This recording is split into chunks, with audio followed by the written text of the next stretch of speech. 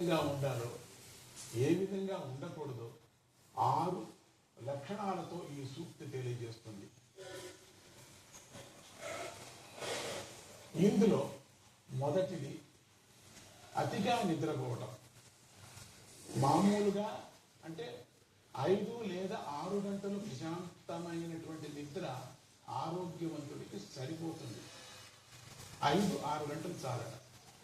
6 గంటల మీద పడుకోకూడదు అని చెప్పారు. 6 గంటల నిద్ర చాలు పెద్దవాళ్ళు.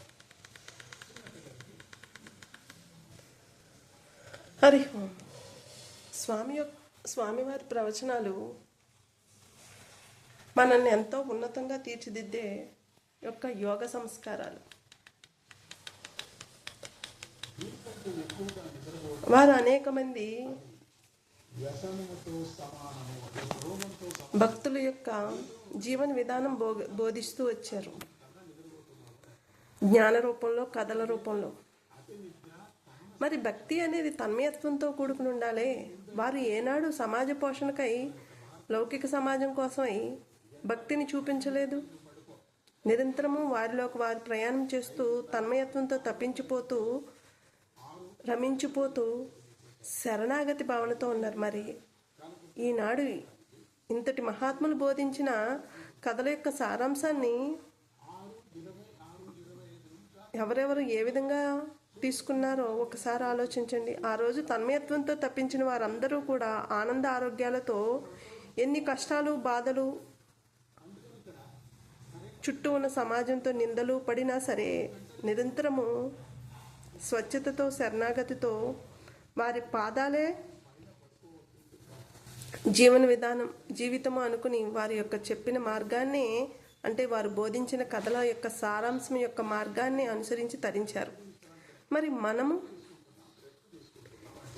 వారి చుట్టూ చేరుతున్నాం. చేరి ఏమి ఆచరించాం, ఏమి ఆచరణలో పెట్టాం. మరి ఎందుకో అనారోగ్యాలు ఈ శరీరాలను పట్టి పీడిస్తున్నాయి. మనం లౌకిక సమాజం కోసం ప్రాకులాడుతున్నాం. లౌకిక సమాజంలో కీర్తి ప్రతిష్టలు, పేర్లు, ప్రఖ్యాతలు కోసం ఆవేశాలు, ఆలోచనలు, ఆవేదనలు వ్యక్తం చేస్తున్నాం. వారు చెప్పిన సారాంశాన్ని సాక్షాత్తు దత్తాత్రేయుడు యొక్క పూర్ణస్వరూపం అంటారు స్వామివారిని. మరి దత్తుడు ఎవరి నుంచైనా ఆశించాడా, ఎవరినైనా శాసించాడా? లోకంలో ముందుకు సాగిపోతూ ప్రతి జీవిని తన గురువుగా భావించి వాటి యొక్క జీవన విధానం కొనసాగించాడు. చివరికి మనం వీరు చెప్పిన కథల యొక్క సారాంశాన్ని విని ఆ యొక్క జీవన విధానం కూడా కొనసాగించలేకపోతున్నాం. ఆస్తులు పాస్తులు పెంచుకోవడానికి మక్కువ చూపిస్తున్నాం. వారు చెప్పిన మంత్రశక్తిని అలా వృధా చేసుకుంటూ అనారోగ్యం పాలవుతున్నాం. మంత్రశక్తిని ఎప్పుడూ కూడా తాంత్రిక స్వభావాల్ని పోగొట్టాలి.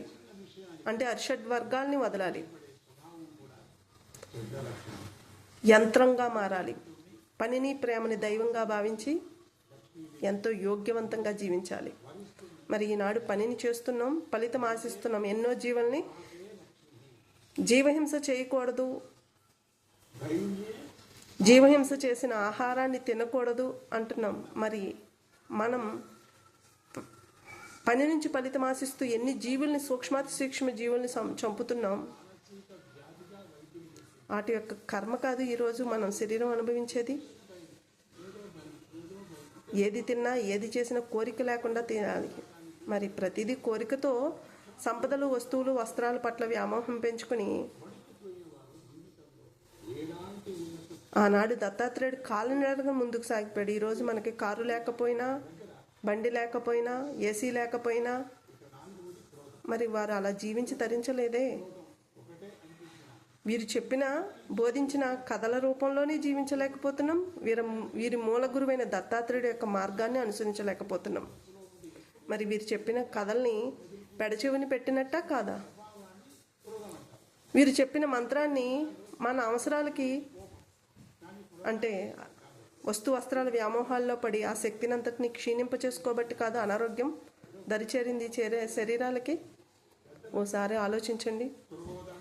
జీవహింస అంటే ఎదుటి ప్రాణిని చంపి తినడం కాదు, అనేక ప్రాణులను చంపి మన ఆస్తుల్ని పాస్తుల్ని పెంచుకోవడం కూడా జీవహింసే. నశ్యతాం అలక్ష్మీః.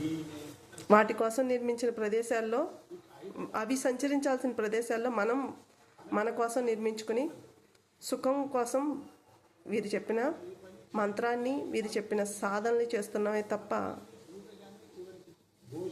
వారి యొక్క బోధించిన జ్ఞానంతో మటుకు జీవించలేకపోతున్నాం. వారి యొక్క మూలగురు తత్వాన్ని నెమరు వేసుకోలేకపోతున్నాం. అందుకే ఆనందానికి, ఆరోగ్యానికి, ప్రశాంతతకి దూరమయ్యి అత్యాశలతో, ఆక్రోశాలతో, ఆవేశాలతో, ఆదుర్దాలతో